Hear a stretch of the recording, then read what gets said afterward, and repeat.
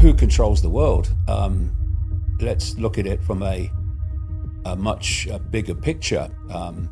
Money is fundamental to what we call freedom in the system that's been created. Because what is freedom? Freedom is choice. The more choices you have, the freer you are. And the fewer choices you have, the less free you are. And in the system that's been created as a control system, money, it's dictating who has choice and who doesn't. So if you say to people, what would you like to do with your life? Really like to do. And they'll tell you, and you'll say, well, why aren't you doing it then? And they'll say, I ain't got the money. So money is control of money, who has it and who doesn't, and that's getting insane now, is dictating choice, which is dictating freedom. So who controls the money system? Well, back in the early 90s, I started putting this together. And it's what I call today, and have done for a long time, the global cult. And that is a network of secret societies. If you can visualize the earth and a spider's web around it, with a spider at the center, and each of the strands is either a secret society, a semi-secret group, which we know exists. Well, do any research, you know it exists, but you don't know what it does in detail. Or further out from the spider in the world of the scene and everyday life, the strands become governments, government agencies, banking systems, and so on. But if you go deep enough, all these organizations are ultimately controlled by the same force, either directly through the people involved or by the circumstances created in the world, which the response is the response that this cult wants you to have. So, for instance, if you take 9/11, if you want to invade countries in the Middle East, then create 9/11, blame it on hijackers from the countries in the Middle East, and in this first case, Afghanistan, and there you've got your opportunity to invade the countries you want to invade. And you've got a military which does what its superiors tell it, and the superiors do what their political masters tell it. Political masters do what the inner core of this cult tells them. And so the military just go out because they're told to, and they fight your wars for you. But in the end, it comes back to this inner core of this cult that's driving the direction of human society. And one of its most effective vehicles is the financial system. So if you look at this global web of secret societies and so on, the spider is the inner core from which it's all coming. This is where the plan for global dystopia is coming from. And out from that spider comes the step-by-step plan for global dystopia. First of all, it comes out through the secret societies, which themselves are fiercely compartmentalized, so most people in the secret society doesn't know what the secret society is really doing. And then you come out through the secret societies and you hit this point in the web that I call the cusp, where you have your organizations like the World Economic Forum, the Bilderberg Group, the Council on Foreign Relations, the Trilateral Commission, the UN to a large extent, the Club of Rome that was created in 1968 use the environment and environmental concerns as an excuse to create centralization of power. The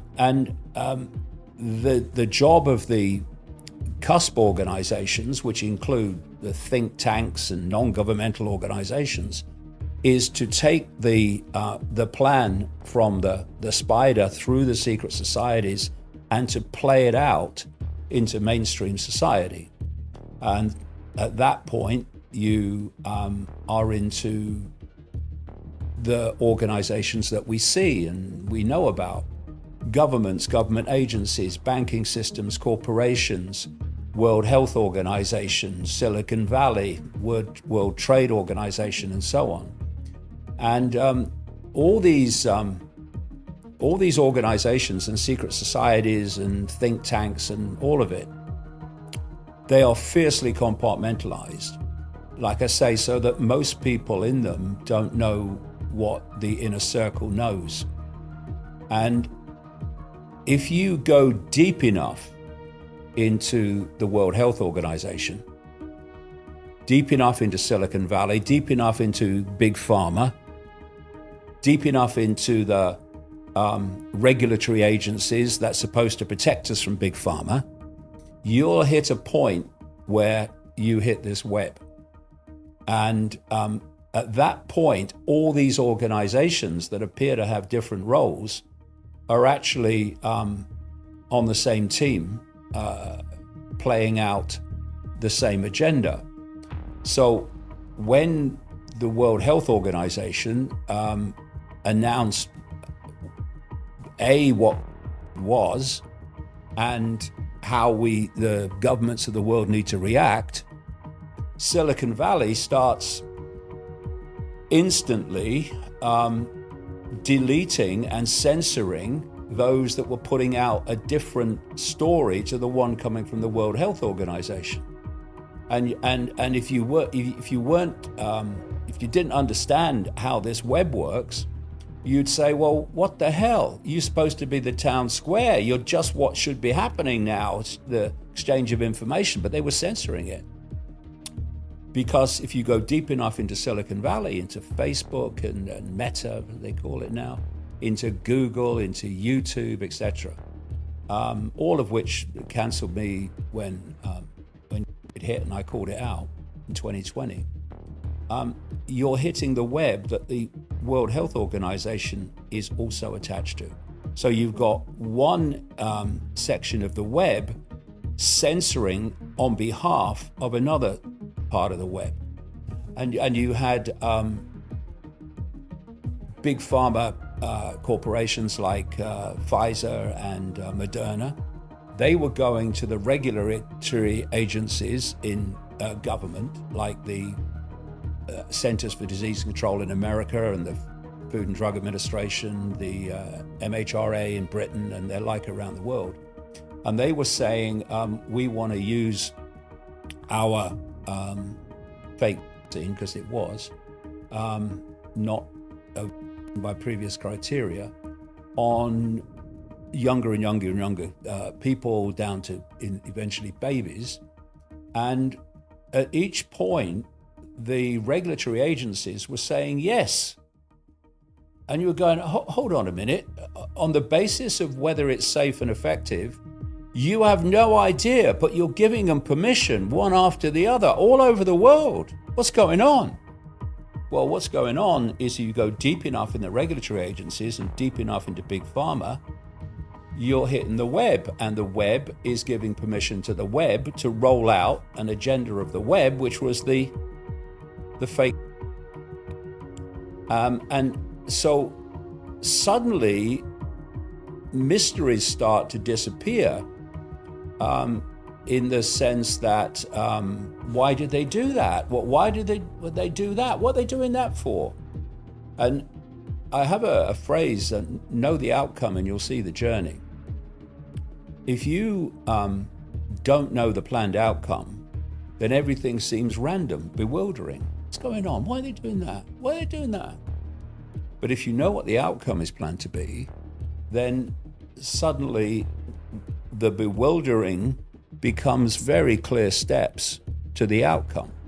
And the outcome is a global digital artificial intelligence controlled dystopia, the like of which and the extreme of which most people couldn't comprehend because they've never experienced anything like it. But it's unfolding by the hour now, faster and faster and faster, because this global cult has been leading us there step by step by step by step by step.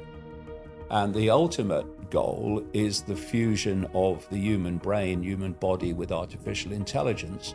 So the human brain is controlled by artificial intelligence. What we think is dictated by AI, and our emotional reactions are dictated by AI, and that's the ultimate control, if you think about it. And like I say, money is a massive central system of control, and it controls freedom by controlling choice. And so you have this global cult, which goes back a very, very long time, that created the financial system that we experience today, and we're in the process of going into an even more dystopian one using digital currencies.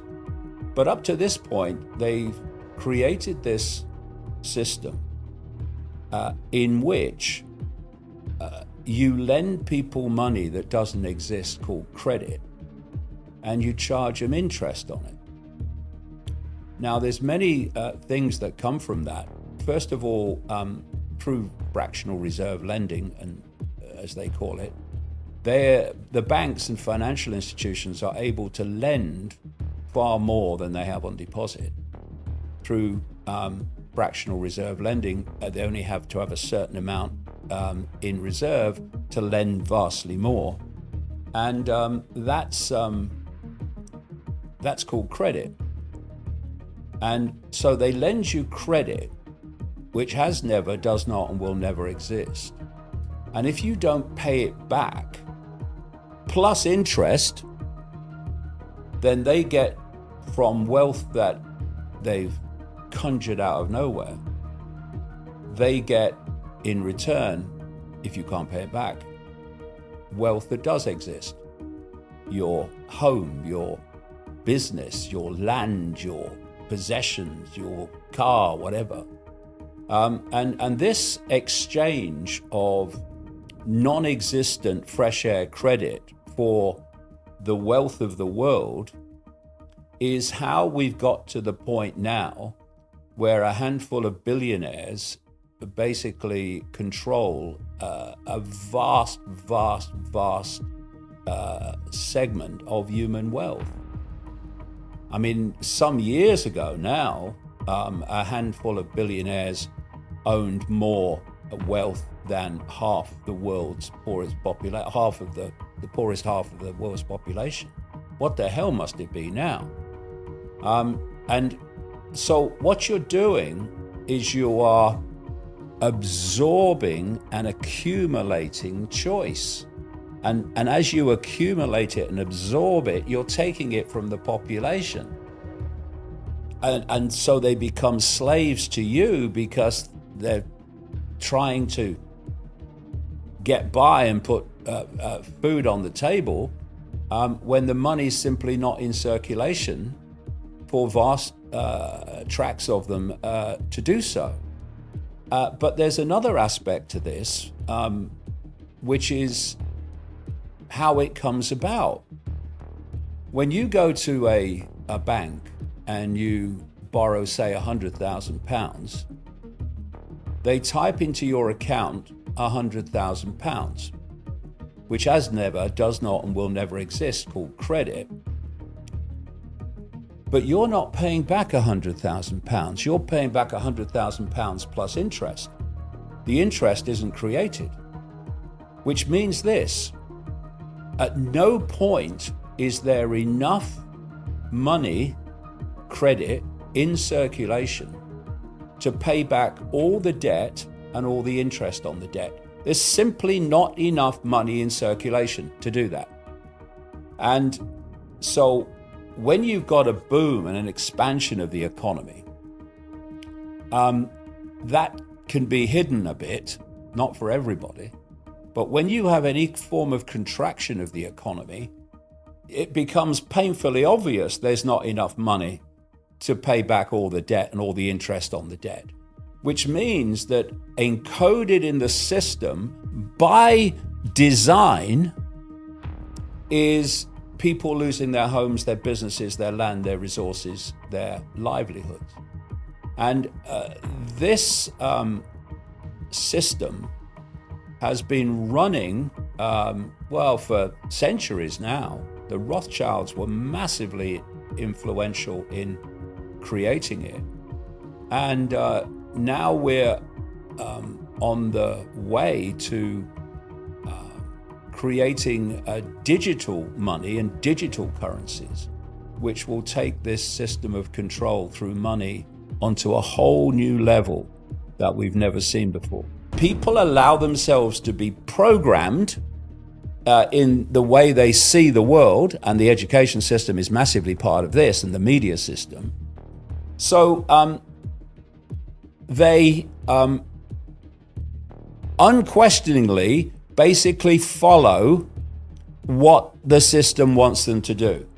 And those that, the great number of people that don't want to follow it are frightened of not following it because they're frightened of the consequences of what will happen if they don't do as they're bloody told. There's a wonderful example of that, which is happening now or just happened, whereby the government in Britain has prescribed as a terrorist group an organization called Palestine Action, which has not killed anybody. And so because it's prescribed, anyone that says they support it is arrested.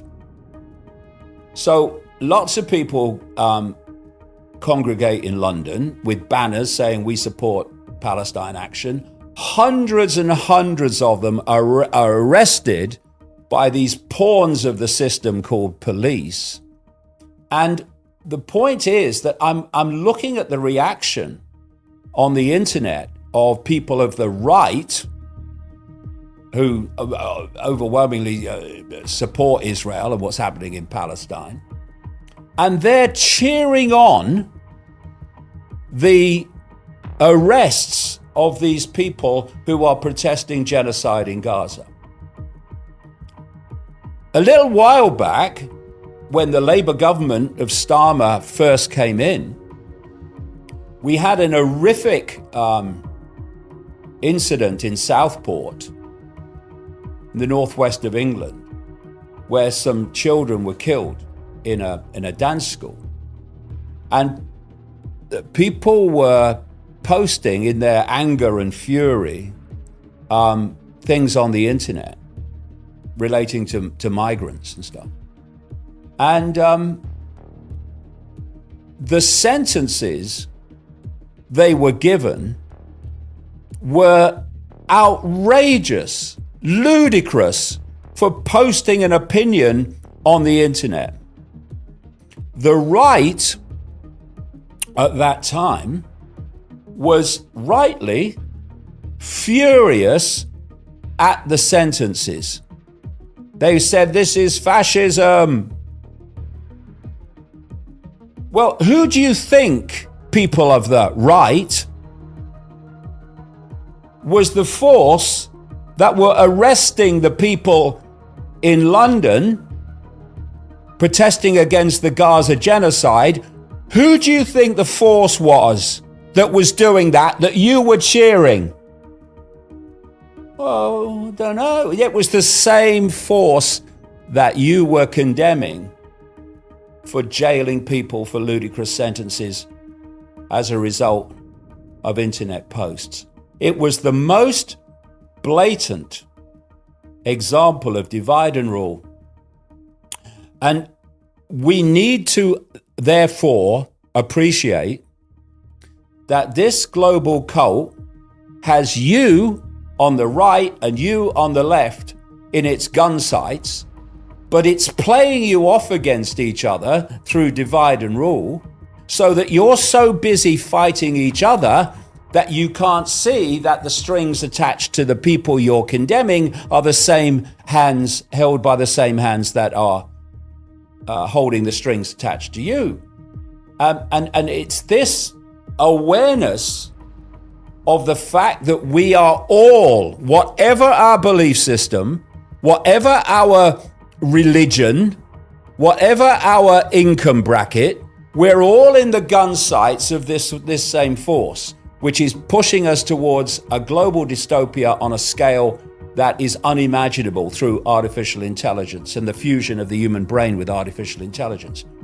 And if that realization doesn't happen, it's over. And this is why I'm so vehement in what I'm saying, is because I have grandkids and I have kids and I have a great grandchild now. And I know the bloody world that they're going to live in unless people get their asses in gear, stop fighting among themselves and start realizing we should all focus on a common threat. And of course, belief systems that are not to be questioned are the creations of this cult. Because if expanding your mind to see the scale of what's happening is the answer and the response that comes from that, if that's the answer and this cult doesn't want you to have the answer, then it wants you in some form of myopia beyond which you won't go. So they get some of you to identify belief system with the political right. Hey, the deep state are the Democrats. And they get the left to self-identify with their belief system beyond which they won't go. And then they play the belief systems off against each other. Politics is basically a religion. So look at religions. If you're a Christian, then, and you are unquestioningly a Christian, then there's areas of research where you will not go because it will breach your Christianity belief system. If you're a Muslim, there's vast areas that you will not go because it will breach your Muslim belief system. Same if you're a Hindu or whatever. Same if you're of the political right or the political left. And what does that mean? It means people are self-limiting their sense of the possible so that they don't see it's targeting all of us. Yes,